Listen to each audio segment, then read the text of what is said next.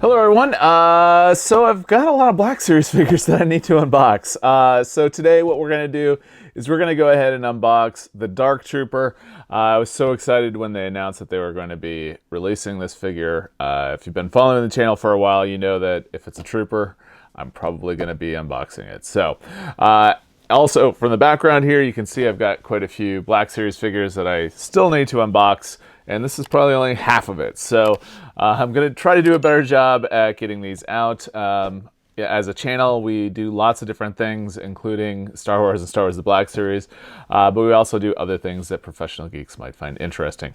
So today, though, we're going to focus on the Dark Trooper. Make sure you subscribe to the channel, though, to be notified when the additional Black Series figures are unboxed. But for now, let's go ahead and focus on the Dark Trooper. Right, so what we're going to do is we're going to go ahead and take a look at the outside of the box here. Then we'll go ahead and unbox him, take a look at his articulation, take some pictures, come back, talk about some of the things that we liked and or disliked about the figure, as we typically do on the channel. So this is a deluxe figure. I guess maybe because it comes with the different hands and it's got the flame, but we'll take a closer look at that. We've got the nice mural print here. And then on the back, you can see his number 28. My goodness, in the Mandalorian line. They're going to have to break that up. This is going to get ridiculous. On the back here, it says, hulking Imperial combat droids with gleaming black armor and powerful jet boots. The Dark Troopers are a powerful design. All right. And here we go. So let's go ahead and unbox them. What we'll do is we'll go from the bottom as we typically do. Oop, that must have been for the last unboxing. Oop. All right. And if you have any questions while we're going through this, make sure to ask down below.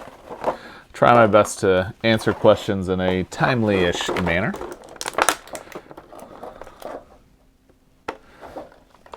Be curious to see how these hands work.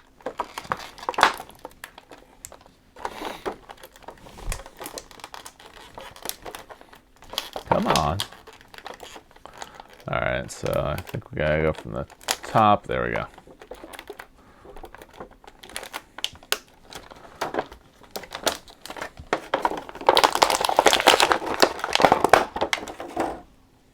He's a cool looking figure. All right, I'm gonna go ahead and get everything cleaned up here and I'll be right back. All right, so let's go ahead and take a look at his articulation here. Head movement all the way up, head movement all the way down. We do have some decent tilt, which is good. Head will go all the way around. The eyes are actually really cool. I hope the camera picks that up. Turns out really well. The shoulder pads here are hinged, and the body itself is very loose, which I think is necessary in order to get the movement here. Don't let this metallic area here fool you. It does not move. There is no hinge here at the shoulder. It is only at the elbow, which is what you'd expect, so nothing bad there. As far as the wrist is concerned, we are able to get full motion here. As you can see, this is a full tilt. At the torso, we get some decent movement.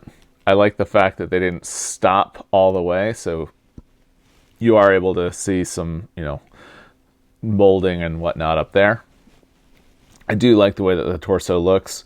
Legs actually get really good movement. And again, really good there. And I like the fact that they have the metallic and the molding there. As far as the knee is concerned, I wish the knee would have allowed for more movement, but I guess they kind of couldn't do that unless they cut that out a little bit further. And then as far as the ankle is concerned, you still have the left-right, which I'm surprised about at the ankle. And other than that, I mean, we're looking pretty good. As far as the hand is concerned, you are able to pop the hand off, and this basically goes right on there. So, all right. As far as the boosters are concerned, I believe they are supposed to be for like this. So that way it can come down. Yay. Okay. but I don't think I'll be using that so much. So let's go ahead and just try popping the hand off here. And this 50-50 shot, I think it's this guy right here. Yeah, thumb on top. And that goes right in the hole, right like that. So that gives him the punch. I don't know if that was really that necessary, though. I think the big hand is good enough, but I don't know. What do you think? Have you unboxed the Dark Trooper yet? What are your thoughts? So far, I'm really liking him. I don't think he's necessarily worth the upcharge, necessarily. But so far, I do like him. If they go on clearance, which I have a feeling they probably will, I might pick up a couple just because, I mean, they're going to look awesome together. So now what we're going to do is we're going to go ahead and take some pictures, and we'll be right back.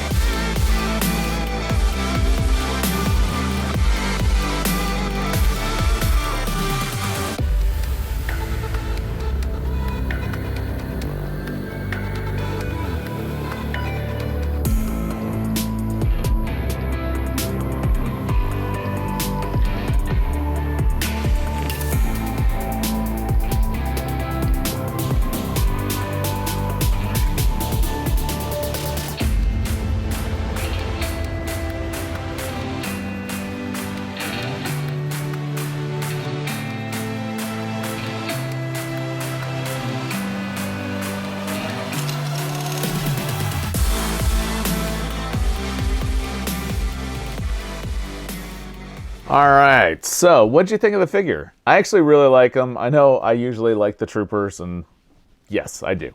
But I really like the eyes. I like the metallic accents, and I like the fact that the molding continued where Hasbro typically doesn't do the molding, and maybe that's part of why this is more of a deluxe style figure.